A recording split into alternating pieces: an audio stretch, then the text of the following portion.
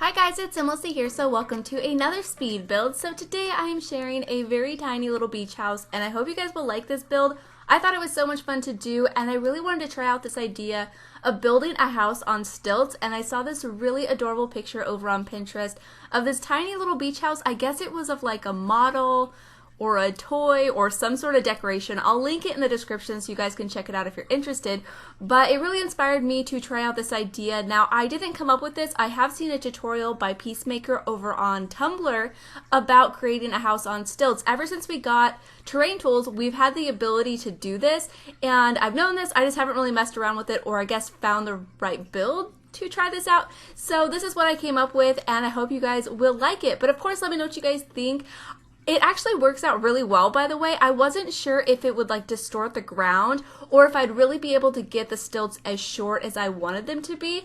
But as you guys can see here in just a moment, when I bring the second floor down, it works out perfectly. They actually look like they're drove into the ground and everything looks natural. So how you create this is you first build a room and then another one on top of it. So you have two floors. And then you delete the first story and replace it with stilts or pillars, whatever you want to call them. And then you click on the second story and then drag it down like you would to adjust the foundation height. And yeah, that's all you have to do. Just drag it down, and then it looks like these pillars have been drove into the ground. So now you have a stilt foundation. So technically the house is on the second story, and I think it looks really good, and I think this house turned out to be really adorable. It was kind of challenging because it is so small, but that really wasn't the whole point of this build. I wasn't trying to do like a tiny home challenge. I don't really build a whole lot of tiny homes, but it was a lot of fun to do this kind of tiny-ish home, but really like the way it turned out. It is a one bedroom, of course, a one bathroom. Very small. I imagine a single sim lives here with their dog. You could of course have a cat. If you wanted to have a couple, you'll probably have to make the house a little bit bigger because I only put a single bed in here, and everything worked fine. I did play test it, so it works perfectly for a single sim and their pet. I didn't put a litter box, so if you do decide to have a cat, you'll want to probably place a litter box, and you might want to do that somewhere outside because I'm not really sure if there's room on the interior. But right now I am working on the landscaping. I really wish we had a more beachy scene. We have this island here in Windenburg. We do have Brindleton Bay, which is, I wouldn't necessarily call Brindleton Bay beachy. I would call that environment more coastal. And yeah, this was the best lot that I could think to build this on. So this is on the island of Windenburg, on the lot that the two guys live on, the two guy roommates. I forget both of their names. One of them is Sergio, and I forget his roommate's name, but either way, this was the best spot that I could think to build this on. I really hope we get a more beachy, sort of tropical environment. I am loving the world of Strangerville, by the way. I've been having a lot of fun building there. I have a Victorian home that I need to share with you guys. It's very long because I spent hours and hours on it, so I have a very long voiceover to work on today. I've shared a few screenshots of it over on Twitter, and a lot of people seem to really enjoy that build. It's very pink and purple, but I adore it. I think it's very cute. I really want to use that navy blue that we got, so I think I'll probably do another Victorian home. I also built a house for that family that lives in the more rundown neighborhood, so there's going to be a lot of builds coming for that new world. I'm really excited to share them with you guys, but I'll try to not make every single build that I do in that new world. I just really like it. Even though we didn't get new plants, which I was very disappointed about, I'm still having a lot of fun with it. I think the build and buy items are really nice, and even though we didn't get new furniture, I am missing it a little bit. Like, I'll definitely admit that, but even though we didn't, I'm still enjoying building like the houses because the windows and doors are just, they're so pretty. They are some of the best ones that we have in game, so I'm really excited about them. But we are moving on to the interior of this build, so as you can see, it's very, very small. There's a very tiny bedroom, and I just used an archway instead of a door leading into the bedroom because I thought that'd be kind of nice.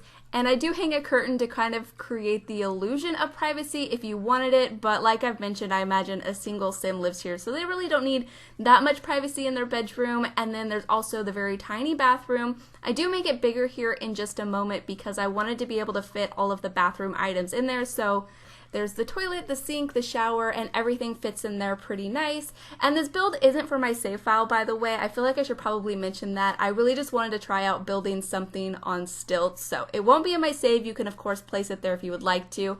I do have a build on this particular lot that is one of those old kind of cottage styles with a modern extension. I have I have 2 more builds to do for this island, so I'm really looking forward to that. I definitely need to look up inspiration because I think they're called the Via Real family, and they live on the 64 by 64 lot here on the island, so I really need to look up some ideas for that or try to figure out some sort of a plan.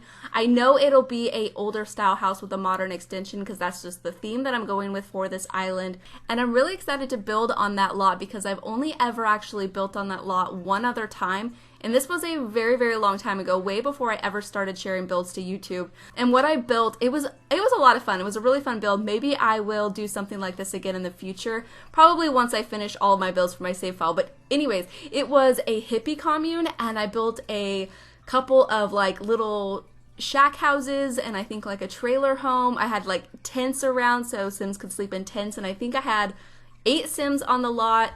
And it was a lot of fun. Like, a lot of them were like barefoot and stuff. I really enjoyed playing around with that idea. So yeah, I'll definitely have to revisit that idea in the future. If you guys are interested in that, please let me know. I believe that build is still on the gallery if you guys want to download it. So you'll have to scroll way, way down to the beginning because it's probably not hashtagged with anything, and it's definitely not hashtagged with SimLicy because this was way before I ever created a channel or a channel name, all of those kinds of things. But yeah, it's on a 64 by 64 lot, so you could probably filter by that way if you are interested. It's huge, and it's probably not the best building because it was so long ago I hadn't been building that long, but it was a lot of fun. But either way, I am cluttering up the kitchen right now. I did leave one of the counter spaces completely empty. When I went to go playtest this lot though, I did try adding like a couple things to that counter that's to the right of the stove. I couldn't add anything. Sims have got so picky with items that you can have on the counters. I remember being able to place at least something on the counter and they could still use it, but I couldn't place anything there. I couldn't get a Sim to use it at all. And yeah, so I just left it completely empty. And I did use the red shelf to clutter up the top of the refrigerator. And I wanted to mention this because I've got this question a couple times. And the question is, if you don't have the red shelf, will the items still all be there? So the items will still all be in the build. Just make sure you turn on bb.moveobjects, but I would do that with any build that you download from the gallery. So yeah, I just use the red shelf as a tool. I'm not leaving it in my builds, and it doesn't necessarily interact with any of the items. I only use it to place them, and I don't leave it, so it's not required as part of the build. If you want to download it, everything will still be there. And I did go over how I use it in my Move Objects tutorial, so if you guys haven't watched that and you're curious on how I use the red shelf, I would definitely suggest watching that. But anyways, I talked over the bedroom. I just put that single bed in there, that one that came with cats and dogs, I thought worked perfectly. And then I put that little table in the corner with one of those new laptops that we got with Strangerville. And then here's the bathroom. As you guys can see, I did make it a little bit bigger so I could fit the shower in this little pop-out nook. But yeah, that is basically it for the build. I hope you guys have enjoyed this little tiny beach house. It was really fun building something on stilts, and I definitely want to revisit this idea maybe for a bigger build. So if you guys have any ideas, please let me know. And yeah, thank you guys so much for watching, and please leave any comments or suggestions that you have, and I'll talk to you guys soon. Bye!